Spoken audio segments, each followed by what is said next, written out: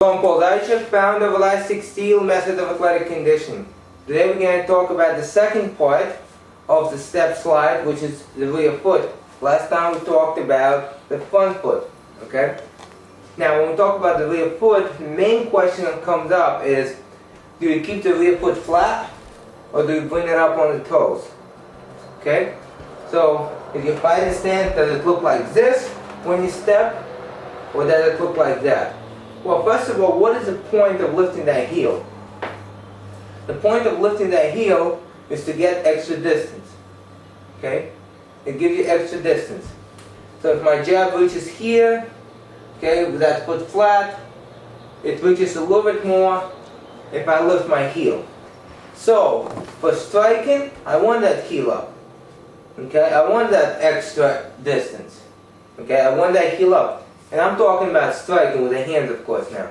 So based on that, if I'm striking, I want that heel up. Now, what happens when I'm moving? Well, when I'm moving, and there's different philosophies and different ways of doing it, I'm telling you the way I'm doing it. When I'm moving, I want my body centered. Okay? Why? Because whichever direction I move, I want the weight on the opposite leg. If I want to move this way, and my weight is on this leg, I can't move that way. Okay, so my weight comes on this leg, boom, I move here. My weight is on this leg, I move here. Okay? So I want my weight centered so I can easily transfer to either leg. If my weight is here on this leg, I can move back, but it's going to be much harder for me to move forward. Okay? Not only it's much harder for me, I run a very high risk of injuring my ankle, my foot, and my calf muscles. So, if I'm trying to move, and I just lifted my heel, my body went this way, which is the idea, and now I try to bring my body back, okay, so now the weight is centered, guess what? This leg is taking a lot more pressure. The knees bent more, now the ankle is taking pressure compared to this one.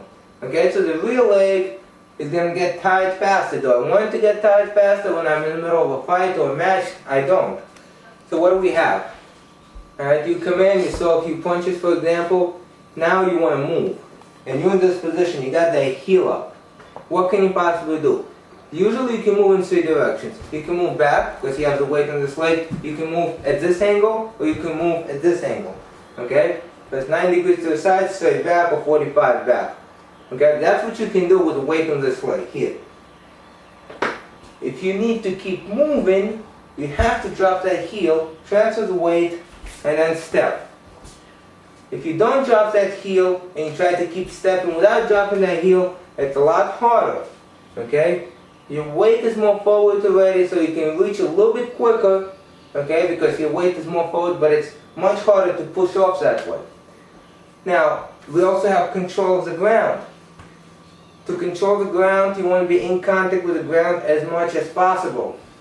Right? You agree with me that standing on 2 feet is better than standing on 1 foot. Well, standing on 2 feet is better than standing on 1.5 foot.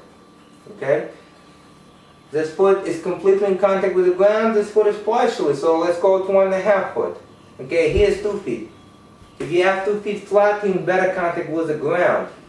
So unless you have certain situations which cause your body weight to be forward for the reach, it's much easier when you have contact with the ground, with both feet. It's much easier to move around, bounce around like I just did, or it's much easier to step. This was part 2, which is the rear foot. If you want to see explanation of the front foot, please click here. And at the same time, if you want to learn more about footwork, angle, different strategies, how to control your point, and a lot of the things that usually I'm not taught, please check out the Warrior Strategy online seminar.